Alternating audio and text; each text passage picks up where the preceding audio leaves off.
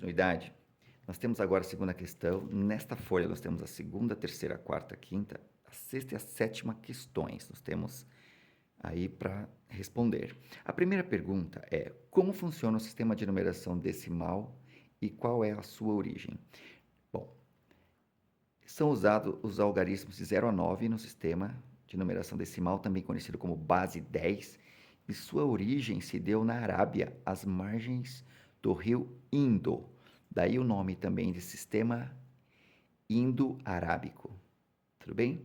Na terceira questão, qual é a base do sistema de numeração binária e para que é usado hoje em dia esse sistema?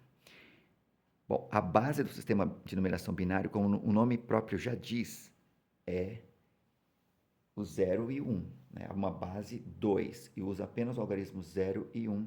E esse sistema é extremamente utilizado na computação. Respondida essa questão, vamos para a questão 4, que pergunta como era o sistema de numeração romano e como ele influenciou a linguagem e a cultura ocidental, ou seja, toda essa região aqui das Américas e um pouco do oeste, né, do ocidente mesmo, da Europa. Como é que isso aconteceu? Esse sistema é baseado em letras muito semelhantes às do nosso alfabeto e sua influência está em relógios. Nós representamos os séculos e até algumas autoridades eclesiásticas, como Papa, né, Papa Bento XVI, por exemplo, escrito em algarismo romano e não em nos algarismos do sistema de numeração decimal, que é o nosso aqui, que nós usamos no Brasil. Mais uma pergunta. Como funcionava o sistema de numeração egípcio e como ele era utilizado na antiguidade?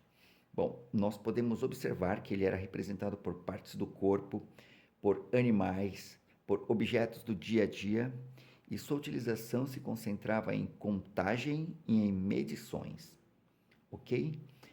E como se escrevia, por exemplo, agora na questão 6, como se escrevia 145 e 400 no sistema de numeração babilônico? Nós sabemos que os babilônios eram uma civilização muito avançada e eles só usavam dois símbolos para representar qualquer quantidade que eles quisessem, né? Que era o 1, que quando ele é representado sozinho e à esquerda de um número igual a ele, ele representa apenas o 1. Quando ele é junto, a gente pode colocá-lo como um conjunto de uns, tá? Formando, por exemplo, 4, 5, 6. E o 10, eles só tinham esses dois símbolos para representar todo o seu sistema de medição, de contagem, de cálculos e tudo mais. Então, como se escreve 145? O 1 juntinho com o outro, ele deixa de ser o 1 e passa a ser o 2, mas quando ele está isolado e vem logo depois um outro 1 ou alguma sequência de caracteres que representam o 10, ele passa a ser 60, ele era escrito na base 60. Então, para escrever 145, nós temos 60 mais 60, mais que dá 120. Aí nós somamos mais 20 e, por fim, o 5, certo? Nesses caracteres unitários, só que agrupados. E para escrever o 400, eles tinham que fazer, no caso, né? 6 conjuntos, né, de 60 e depois somava mais o restante para dar 400. Nós sabemos que 6 vezes 60 dá 360 e um conjunto de 4, 10, ou seja, 40, soma o total de 400, ok? Agora vamos terminar essa parte mais teórica, vamos para essa parte de cálculo, onde nós temos que fazer algumas conversões. Na questão 7, nós temos que converter números da base 2, né, ou seja, números binários, e números quinários da base 5, para a nossa base, que é a base decimal, do sistema indo-arábico, tá? Vamos lá, então. Lembre-se que na base 2, tudo se duplica, então eu vou colocar sempre no último número o 1, aqui também na base 5, 1, e na base 2, o próximo caractere duplica o anterior, ou seja, vai ficar 2, 4, 8, 16, 32 e por fim o último caractere da esquerda é 64. Tá? E a mesma coisa aqui no 342. Como é base 5, o primeiro caractere da direita é o 1. O segundo caractere quintuplica, porque é base 5, o primeiro. O terceiro quintuplica o segundo, nos dando 1, 5 e 25. Vamos resolver primeiro aqui. Onde tiver zero, você pode já nem considerar. Mas aqui, para efeito de cálculo, foi considerado. Nós temos aqui 64 vezes 1, que é este 1. 64. O próximo, né, dividido por 2, a metade dele é 32 vezes esse 1, 16 vezes o 0, e por aí nós vamos multiplicando esses números pelos caracteres da base 2 e somando seus resultados. Nós temos que, por fim, aqui 0 no 16 vezes 0, 4 vezes 0 e 2 vezes 0, permanecendo apenas os caracteres significativos, que nos dá uma soma de 64 mais 32 mais 8 mais 1, que dá 105.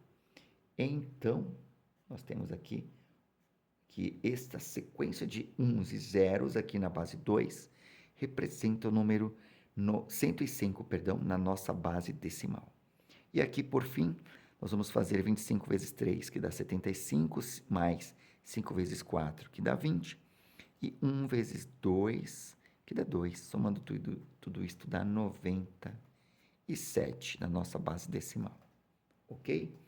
Vamos agora para os exercícios finais, que são os exercícios 8, 9 e 10. Exercícios que vocês vão ver como não é tão difícil, não são tão difíceis assim, bem simples.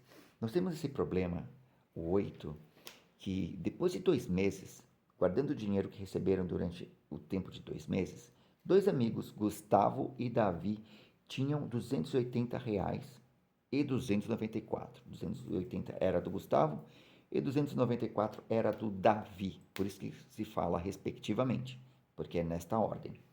Se no segundo mês Gustavo recebeu R$84 e Davi 71, quanto cada um recebeu ou tinha no primeiro mês? Isto é uma conta inversa, tá? A gente vai subtrair do total do segundo mês o que entrou naquele mesmo mês. No caso do Gustavo, ele tinha 280 e entrou 84 antes dele formar o 280. A mesma coisa acontecendo com o Davi. Então, basta fazer um cálculo de subtração. Aqui nós temos 280 menos 196, isso é quanto o Gustavo tinha no primeiro mês. E 294 menos 71, 223, quanto Davi tinha no primeiro mês. Então, em reais, Gustavo tinha 196, ganhou 84, ficou com 280. E o Davi tinha 223, ganhou 71 e foi para 294. É simples assim, era uma conta de subtração, tá bom? E agora, na questão 9, nós temos o seguinte problema. Julia tinha R$150 para ir com as amigas ao shopping.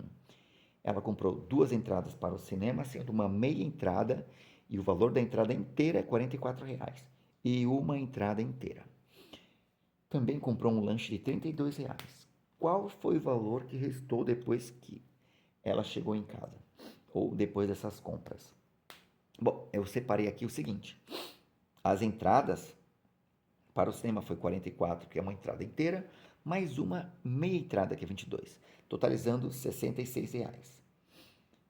Com mais o lanche, que foi 32, ela gastou 98. Basta fazer uma conta simples, tá? De R$150 menos os 98, que dá R$52 de sobra. Fechou? Agora, para finalizar, temos aqui uma outra questão, que é a última, que quando Gabriela era mais nova, ganhou R$60 de sua avó como presente de aniversário. Ela usou metade desse valor para comprar uma camiseta, com o restante usou metade para comprar 2 sorvetes, e com o restante gastou R$5 para tomar um ônibus, ou pegar um ônibus, de volta para sua casa. Com quanto Gabriela ficou quando tudo isso acabou, quando ela chegou em casa? A conta é simples. Se ela recebeu 60 e gastou metade desse valor com a camiseta, então ela gastou 30. Se ela tinha 60, ela ficou com 30, porque ficou 60 menos 30, 30.